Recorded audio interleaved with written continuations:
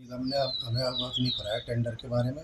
हमें max union के द्वारा पता लगा टेंडर का। उसमें उन्होंने हमें ये कहा मैक्स वालों ने कि आप ये टेंडर पड़ रहे, जहाँ जहाँ तुम्हारी पार्किंग है उसके टेंडर पड़ेंगे। जबकि हमारा तो मेन यानी जो भी जितने भी है या तो एनएच में है या फिर साइड में है मेन रोड पे। इसमें हमारा कहीं कहीं से भी नगर निगम की कोई पार्किंग नहीं है। हमारे पास ज़बरदस्ती पार्किंग ठोकी जा रही है। उसके बाद 2-3 बार आपत्ति करने के बाद भी इन्होंने फिर टेंडर को पास करा पार्षदों ने मिलकर। तो जो मेयर साहब की बात हुई थी। हाँ, मेयर साहब से इस बारे में बात की गई, लेकिन उन्होंने भी बोल दिया कि इनके मैक्स वालों के साथ मिलके तुम्हारा टेंडर कम नहीं छूटेगा, इनके साथ हो जाओ। इस तरीके से बात करके हमने उसके बाद बात करनी सही नहीं समझा, इसलिए हमने फ़ोन काट दिया। उसके बाद हम मैडम खंडूरी के पास गए, तो उन्होंने सीधा बोला जब एनएच में खड़े हो, पीडब्ल्यूडी की रोड पे हो, तो कोई निगम को वो देने की ज़रूरत नहीं है, पार्किंग देने की ज़रूरत नहीं है, मैं तुम्हारे साथ खड़े हूँ। उसके बाद भी कोई ऑब्जेक्शन करता है तो कोई तुम्हारे खिलाफ एक्शन करता है तो मैं आगे रहूँगा, मैं साथ में हुआ। मैडम के पास गए थे मिलने के लिए। मैडम को हमने लिखित तौर पर अपना जो समस्याएं थी पार्किंग के उसमें वो अवगत कराई थी, ज्ञापन दिया गया था। ज्ञापन में यही था कि जो हमारे पे ज़बरदस्ती निगम द्वारा पार्किंग शुल्क देने की वो की जा रही है, इसके पक्ष में उन्होंने हमें पूरा समर्थन करा, कोई देने की ज़रूरत नहीं है, आपकी जहाँ गाड़ी लगती है वहीं लगाइए।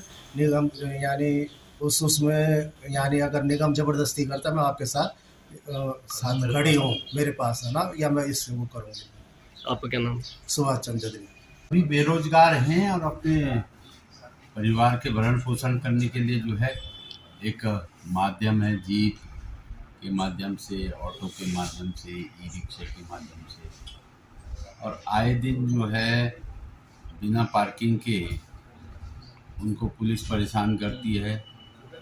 निगम ने पुलिस के साथ टाई अप करके ऐसी जगह चिन्हित की है जो पार्किंग बनाई जा सकती है, क्योंकि हमारे पास सीमित क्षेत्र है।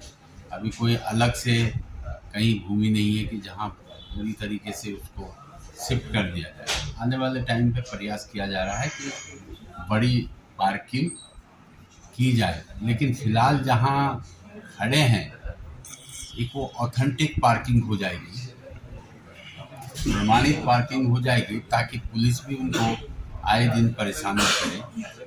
इसलिए पार्किंग का ये टेंडर किया जा रहा है।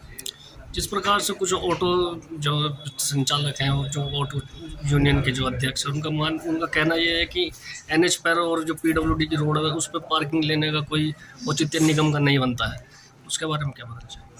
नहीं, निगम के अधिकार क्षेत्र में है, जो भी एरिया है निगम के अधिकार क्षेत्र में है।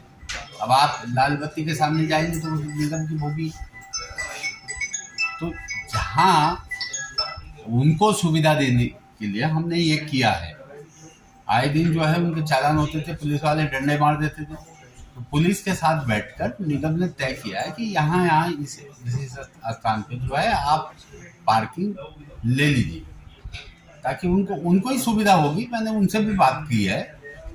अब कोई अगर जो उन्हीं की तरफ से ये सुझाव आया, हमने अलग अलग बैठाकर ई रिक्शा वालों को, ऑटो वालों को, जीप यूनियन को, टैक्सी यूनियन को, सबको बैठाकर बात करी है।